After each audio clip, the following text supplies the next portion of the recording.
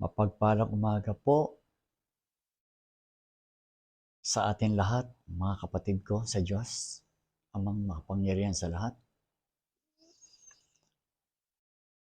Manatili nawa sa atin ang kapayapaan. Mga kapatid,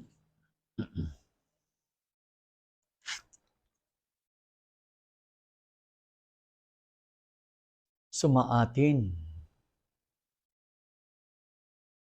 ang banal na Espiritu ng Diyos Ama, Diyos Anak, at Diyos Espiritu Santo upang gawin natin na maghari ang kalooban ng Diyos upang suwayin natin ang mga gawa ng mga demonyo. Mga kapatid ko, napakarami po ng mga gawain ng mga demonyo. Una sa lahat, sinisira nito yung ating pagkatao. Kaya mga kapatid, no? Sa ating pagkatao, mga sinisira nito yung mga ating pananalita, ating isip, mga gawain, pinag-aaway-away ang mga magkakapatid, no? Para magsiraan na magsiraan at mapalayo sa kalooban ng Diyos. Kita nyo mga kapatid ang mga ginagawa. Kaya ngayon, narito po tayo, no? Magbibigay po ako ng mga alituntunin. Halimbawa po yung tinatawag natin na sacramental tools. Yung sacramental tools mga kapatid, isa to sa pinaka-kasangkapan upang magamit natin lahat. No? Napakarami po ng sacramental tools. Kasi po lahat ng gawain dito sa ibabaw ng lupa ay hinaharang at sinisira ng mga demonyo. Kaya nga po meron tinatawag na sacramental tools para yung mga mapanirang masasamang espiritu ay wasakin natin ang kanilang kapangyarihan ng kadiliman. Kaya nga po, di ba, meron tayong ginagamit na armor of God. No? Yung halimbawa po tinatawag na ito po, yung armor of God. Ito po yung tinatawag na lightning stick. No? 7 virtudes na kamagong at miraculous healing pendant. Ngayon, mga kapatid ko, ang 30 ito ay isa sa pinakamatibay na kasangkapan upang panlaban sa mga masasamang espiritu. Masasamang espiritu po. Kaya ang nangyayari mga kapatid ko, pwedeng sabihin ng kapwa kapatid natin, huwag tayong maniwala doon. Mga anting-anting, mga agimat. Isa na po yan sa tinatawag natin, no, na paninira. Ginagamit ng mga demonyo yung mga kapatiran sa Diyos upang huwag paniwalaan. Yung mga gawa, sila lang ang dapat paniwalaan. Ano po ba ang sabi ng ating Panginoong Hesus? Ang panig sa atin ay hindi laban sa atin. Dahil ang kalaban lang po, ginagamit po ang sacramental tools at ang armor of God na ito ay panlaban sa mga demonyo. Bakit makakarinig tayo na huwag paniwalaan? Sinabi na nga po sacramental tools at isinisigaw nilang lagi, anting-anting, agimat. Hindi po ito anting-anting, hindi po ito agimat. Kaya po, bigyan natin ng liwanag ang ating kaisipan. Hindi po tayo pwede na magsalita ng aral sa ating samahan, ganun po yan. Kasi po may mga samahan na tinatawag na religious group, sinasabi nila turo ng kanilang aral. Kanilang aral. Yung isineshare ko po sa inyo, turo ng Diyos Ama sa langit. Turo ng Diyos Ama sa langit. Kaya po, kahit na hindi tayo nakapag-aral, no? At medyo mahina tayo magbabasa, lalo-lalo na ng mga banal na aklat. Pero kung marunong naman tayong sumunod sa kalooban ng Ama, wala pong problema. Tatanggapin tayo ng Ama sa kaligtasan. Kaya mga kapatid ko, no? Na una sa lahat, tingnan niyo po. Isa na rin po yung tinatawag na money maker, money magnet, no? Tinatawag na nagbibigay ng kasaganahan, yung mga divine grace.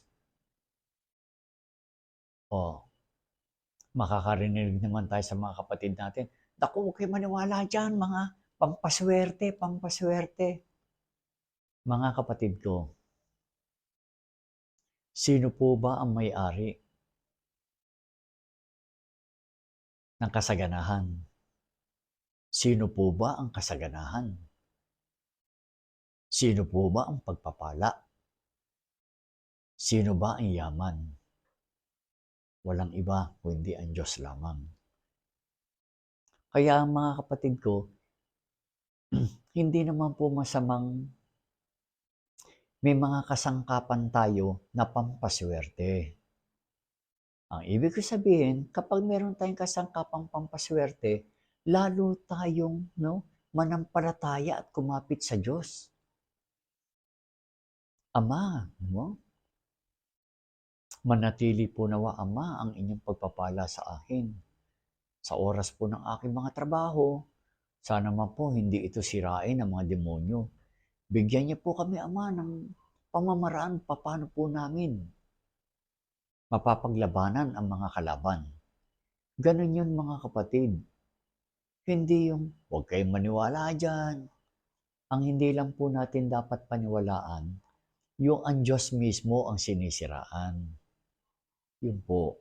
Katulad ng iba, kita nyo sa lihim na karunungan, ang Diyos daw, ang amang makapangyarihan, siya rin din daw yung demonyo. Siya rin daw yung diablo. Yun ang huwag nating tularan. Pero kung may mga bagay tayong mga gagawin, tandaan niyo po yan mga kapatid, basta tayo ay nananatili sa Ama. Kaya nga sabi ng Ama, di ba, manatili kayo sa akin. Magpakailan pa man, hindi ko kayo pababayaan. Yung ating pananatili kay Ama, kailangan bilang isang kasangkapan ng Ama, tayong po lahat kasangkapan tayo ng Ama. Hindi naman tayo gagawa nang wala siya. Kasi gagamitin ng Ama ang ating katawan upang magawa ng Ama ang kaayusan kung ano ang nararapat sa atin. Dapat po huwag tayong hihiwalay. Lagi siya nasa atin. Kasi po, bilang kasangkapan ng Ama,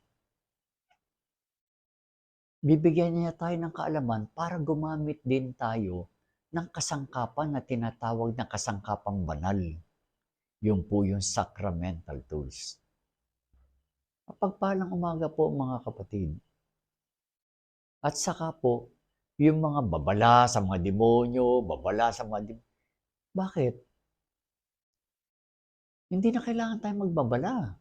Dahil po, kasama natin ang Diyos Ama. Kanyang banal na Espiritu, Diyos Ama, Diyos Anak. Kahit anumang mangyayari, meron tayong kasangkapan na panlaban, kaya lagi tayong handa, no? Huwag na sasabihin na ang mga demonyo, inaatake tayo, ano. We are always ready. Lagi tayong handa. Alam naman natin ang mga atake. Kaya mga kapatid ko, pag alam ng demonyo, no, na ikaw ay handang lumaban, hindi siya aatake sa'yo. Hindi. Ang inaatake lang po, yung nawawalay kung ano-anong pinaniniwalaan na masasama. Tandaan niyo mga kapatid, no? Hindi masamang maniwala sa masama. Hindi masamang maniwala, Ang masama, gagawin mo yung masama. Ganun yun, mga kapatid ko. Kaya gusto kong ipaliwanag sa inyong lahat, no? Ang kasamaan ay kalaban ng Diyos kung atin, no, aayunan o gagawin. Dahil ang kasamaan, yan po ang Diablo. Siya po yung tinatawag na evil one. Yan po. O sa sinabing masama, marumi, maninira, sa Diablo po yan. Kaya tandaan niyo mga kapatid, gusto kong ipaliwanag sa inyo lahat, hindi naman masama rin yung pamahiin. Lagi na lang po sinasabi, no? Turo ng simbahan. Mga kapatid ko, pari din po ako. Kaya lumabas po nga ako ng simbahan eh. Bakit? Kasi po, may mga turo na dapat sundin nyo ang simbahan. Pero mga kapatid, mas magandang sumunod tayo sa Diyos Ama. Dahil isinulat na ng Panginoong Hesus ang Espiritu ng Diyos na buhay sa ating puso. Yun po ang utos. Isinulat ng Espiritu ng Diyos na buhay, isinulat ng ating Panginoong Hesus sa ating pusong laman. Kaya kung may dinidiktahan tayo ng banal na Espiritu na gawin natin ang mabubuti, gawin natin. Katulad po ng pamahiin. Huwag daw maniwala sa pamahiin dahil daw yung pamahiin ayaw raw ng Diyos yan. Mga kapatid, ang pamahiin po ay isang uri lang ng babala. Babala. Warning. Ang warning po, dapat natin paniwalaan. Tignan niyo po, sa isang daanan, may nakalagay, do not enter. Ano tawag doon? Warning. Ba't mag-e-enter ka? Napapahama ka. Diba? Accident prone. Ibig sabihin yun, warning, mag-ingat. Ang warning po, hindi po yung sinasabi na yung pamahiin po, hindi gusto ng Diyos yan. Marami po, dinidikta po sa ating puso, merong mga tinatawag na pamahiin na hindi pinapaniwalaan, merong pamahiin na dapat paniwalaan. Ganun po yun mga kapatid ko. Kaya laging wag lahat. Masama po, yun ang masama. Pero kapag sinabi nyo, huwag kayong maniwala dyan, ang ibig sabihin nun, pag hindi kayo naniwala, dun po, yung hindi nyo paniniwala, yun ang gagamitin ng demonyo. Tingnan niyo po, ikakasal. Diba? May warning. Hoy, huwag kang gala ng gala, Huwag kang gala ng gala kasi kakasal ka na. Naku, maniwala kayo sa pamahiin. Gala ng gala. O ano nangyari? Na-aksidente, patay. Di ba? Ngayon, meron pa isang pamahiin. Hoy, huwag mo isuot yung huwag mo isuot yung pangkasal mo. O baka hindi matuloy yung kasal nyo. Yung pwede yun. Pwedeng huwag kang maniwala do'n. Isusukat nga, baka maluwag o masikip, di ba? Pero yung sinabing pamahiin huwag gala ng gala, sundin natin yun. Kahit hindi ka nga ikakasal, 'Pag sinabihan ka ng magulang mo na, "Uy, huwag kayong gala ng gala sa gabi, delikado." Maniwala kayo diyan, 'wag. Paniwalaan po natin yung mga warning. May mga may mga pamahiin na dapat paniwalaan at may pamahiin na dapat naman pong huwag paniwalaan. Gano'n po 'yun. Pero pagdating sa mga kasangkapang banal na tinatawag na sacramental tools, eto po, nandito po yung salitang ang kapayapaan ay laging nasa atin. Di po ba? Kapag meron tayong sacramental tools, bakit tayo malulungkot? May kasangkapan tayong panlaban sa mga kalaban ng Diyos na tinatawag ng demonyo. Kaya po mga kapatid, katulad kagabi, nasa MOA po ako, MOA. Marami pong hindi magaganda nangyari hanggang sa dumating yung oras na maraming mensahe sa akin. Maraming mensahe na mag-advise sa inyo na manatili tayong payapa. Mga kapatid, manatili tayong payapa. Dahil maraming warning, baka magkagera, baka magkaganyan, edi manalangin tayo. Ama, no? Kung ano po yung mga nagbabadya na hindi maganda, Ama, ipagkaloob niyo po sa amin ang kapayapaan, pagkasundo-sundo ng bawat isa. Tingnan niyo mga kapatid, biglang tatahimik. Ganun lang po. Hindi po yung magbabalita ng magugunaw na ang mundo. Meron na naman po ngayon, year 2008 daw, ang mundo raw magugunaw na. Kita niyo po. Kadalasan po yung mga nagsasalita, mas nauuna sila. Mas nauuna po sila. Yung nagsasalita ng ganyan. Kaya po, alam po, ang totoong paggunaw ng mundo, sinasabi nilang paggunaw, yung pagwakas ng bawat buhay ng tao. Yan po. Kasi ang bawat buhay po, may kanya-kanyang kawakasan.